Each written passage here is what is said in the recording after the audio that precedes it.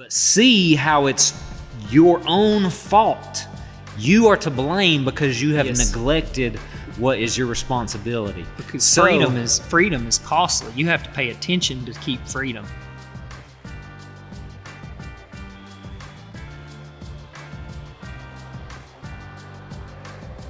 Look at Governor Kemp right now here in Georgia. Look at the Secretary of State right now here in Georgia. Look at the legislators that are unwilling to rule on these things because they're scared of the left, right? And they're standing back and they won't have that aggressive attitude that's like, no, you know what? There is a case here. There's an obvious case and we can all see it. Therefore, we're going to rule on it and we're going to move forward in it and we're going to look at it even further. And the reason they won't do it is because they're afraid. Right? They're all about self-preservation. They're not about the fighting for the American people. The one thing you cannot say about Trump is it is self-preservation. Right? You can't say that about him. And maybe this will help. Maybe not self-interest, perhaps, in his career. There is a sense of standing up for himself because no one else is. Yes. Especially in the media. Maybe that's a better but maybe this will help people see their own inconsistency in the way that they don't like Trump's rhetoric. I've asked many people this. I go like this. I go, are you glad? Because one thing we can all agree is that over the last 4 years, the media has been exposed, right? We can all agree upon that. Or we ought to be able to, right? They've been exposed in their biases, right? Like MSNBC, I don't care as much about them. I'm okay with them. The ones I care about is Fox and CNN because Fox has been pretending to be conservative for all these years, and that's a lie. And CNN continues to hold the place that they are actual news, unbiased news, right? Like that's...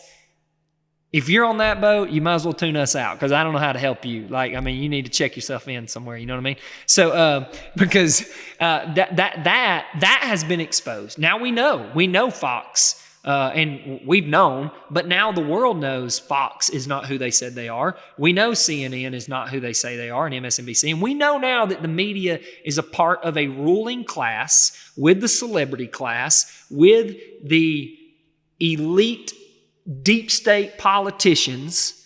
I mean, if you need to know who the deep state is, just go look at who they voted for in Washington, D.C. 96% were for Biden. 4% were from Trump. Do you need to know anything else? I mean, my gosh, people. I mean, New York City, all Biden. L.A., all Biden, right? I mean, how do you not see this? The working class is not the blue class. It is the ruling class. But we've seen all this, right? And what has caused them to go absolutely crazy? Trump's rhetoric.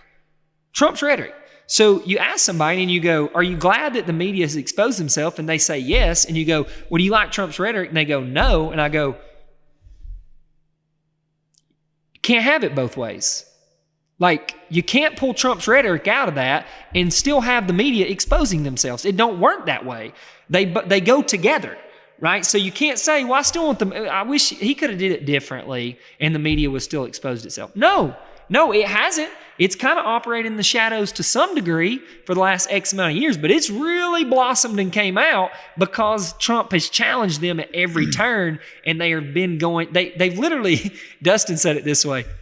I thought this was good. He said, have you ever wondered in the Bible when the Israelites go into camps and they only take 1,000 people and they go into the camp of 30,000 people. And it says that the Lord sent them into craziness and the Israelites just slay all of them because they've lost it in the camp. He's like, I feel like that's what we're living in right now. The enemy turns on itself. Yeah, the enemy turns on itself. And it's just, so what you got to at least recognize that, right? I'm not saying, look, we'll be the first to tell you, there's some things that Trump has said that I'm like, oh God, did you just, man, come on. Right? But I also recognize to go, well, without that, we don't get here though. We're not in this place where now the line has been drawn in the sand and everybody knows what's coming. And either we're going to continue to be America or we're not, because it's becoming more and more obvious by the day as all this unfolds. If you're watching, listen to me, don't get frustrated. Don't stop paying attention. And just go, well, it's just going to fall where it's going to fall. Because although that's true, you got to stay awake. Because what's happening in the process of all this is still revealing the sides. It's showcasing the sides more and more and more. And you got to stay awake for it because it is epic. as it unfolds before our eyes, everything that's happening. And maybe we move into that. Maybe we start to... Well, and I just say that Trump, in looking at him as this judge figure, a couple of the things that a judge would do would be to, like you were just emphasizing, help expose both the corruption from within, recognizing that the people have neglected their responsibilities, and highlighting that in such a way that the people see their fault in it, see their own internal fault. It's not just about highlighting the external enemy. It is drawing a recognition to the fact that, yes, this enemy is upon us. This enemy is now even overtaking us. But see how it's your own fault. You are to blame because you have neglected what is your responsibility. Because freedom is costly. You have to pay attention to keep freedom. You have to. It's a diligence. Yes, you have to know, have knowledge to be able to maintain freedom. And the upper class, which we talk about in our Marxist video, they want to entertain you so that you stop being knowledgeable of what it means to keep and preserve a republic. Yeah, and it's not all fun. It's work, and it requires discipline. And for the Israelites, it was a matter of seeking the Lord and knowing Him through His commandments, through the law and scriptures, and raising their children in that way. And those are the kinds of responsibilities as we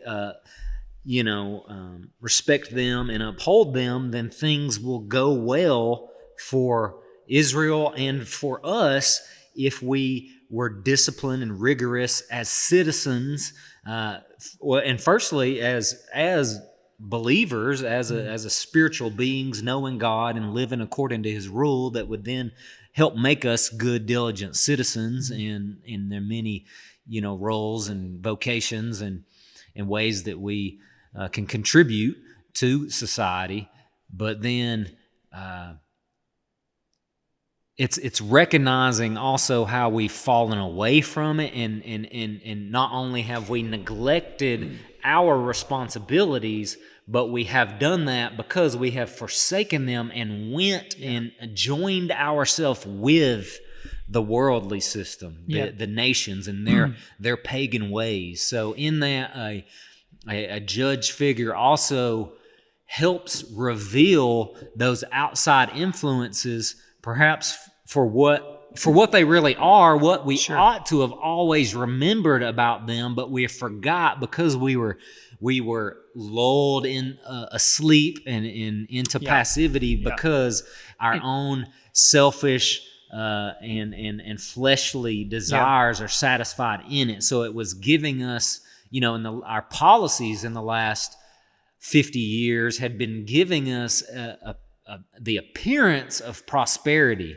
and the appearance of cooperation and strength on an international level, because we're in these positions in the world, but really, was that the case? And was there perhaps an agenda behind it that was drawing us into that then here's Trump pointing out that globalist agenda, which, if you will, that is contrary to kind of the values that had made America great. And so initially, or the hope and potential of a great America that we've seen glimpses of along the way. Well, and so I had a conversation with a gentleman in his 60s that me and him disagree in a lot of areas, but I remember challenging him, talking about responsibilities and being accountable. I remember challenging him in this area. I said, I know you disagree. He's in the Christian mindset that, we should always give ground, that we should turn the other cheek and those sort of things. And I told him, I said, we were talking about the Second Amendment, like what would you be willing to do in order to keep your right to bear arms? Would you be willing to take life? And I said, well, I would hope that would never be the case. I said, but I do have enough foresight to understand if they're coming to take my guns, They're doing that for a purpose, a reason. There's an agenda behind that. It's not they're just coming just to take my guns. Like it's not about, well, look how many murders there are. Look how much crime there is. There's always crime and there's always murders. They can do it without guns. That's not the case. There's another agenda behind that. And he said, so you're saying you're willing to take life or to go to war as a Christian to protect and preserve the Second Amendment? And I said, yes. And he said, well, I don't think that's Christian at all. I don't think you can justify that. And I said, well, let me tell you what I think.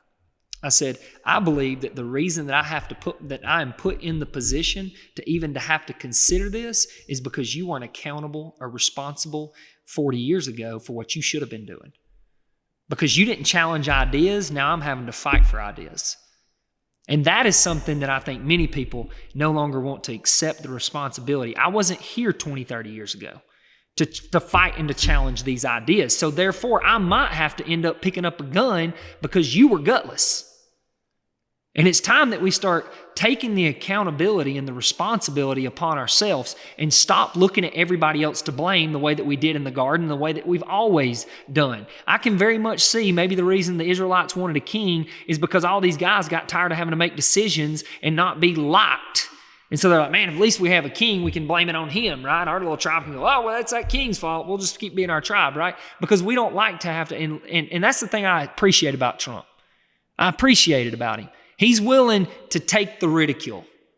He's willing to take everything that you got and stand on his own 2 feet and go, well, you know what? If you suckers in the Christian church would have been the church, I might not have to be up here acting the way that I'm having to act right now. But it took a man that is not a Christian. Maybe he calls himself a Christian, but we know he's not. He's a moralist, right, to some degree. It took a man who's not a Christian to actually give the Christian church and Christian man a set of balls again. How about them apples? Right? And so I'm tired of all of us blaming Trump when what we ought to be doing is blaming ourselves. The reason Trump is in position that he's in is because we've retreated from society. That's why he's having to do what he's having to do. And with the methods that he's having having to employ to do these things. Because we're not fighting. And he's like, well, heck, guys, I guess I'll just stand up here by myself and fight until y'all want to wake up and start fighting with me. Well, and one of the important things that a judge does that we hope can be true in this moment is that he ultimately... I didn't curse. Do you like that? He does deliver the people. He saves them. He rescues them. God raises him up and positions him for that. It's not really based on his own merit or worth or ability necessarily. It is, maybe there's something useful about him, but God does the work through the judge in order to restore the nation and the people for a time back to, a place and in the process to call them to repentance. It's an act of judgment. They're being judged by the surrounding nations. They're being judged because it's all coming crashing down on them and they're about to be ruined. And then God raises up this figurehead leader to lead the people out of trouble, to defeat the enemy that is coming in from without, but also to call them back into the right kind of fellowship relationship with the Lord and His commandments and ways. And the judge accomplishes that to some measure for some amount of time. But then it's up to the people then to remain there, because then the judge dies or moves back into obscurity. And the judge is wise enough and is surrounded himself with people that are wise enough to recognize that there are other nations that give me gifts with things attached to them back here. Right? They're hiding back here. So you could see that in Israel. Oh, look at these Israelites. They could be very helpful to us. How could we allure them to our side so that we can eventually enslave them? Right? And so it may, I bring this up to say, it may look like where you go, well, golly, look, we're getting better prices with China. Like our prices are starting to go up because we're no longer trading with China.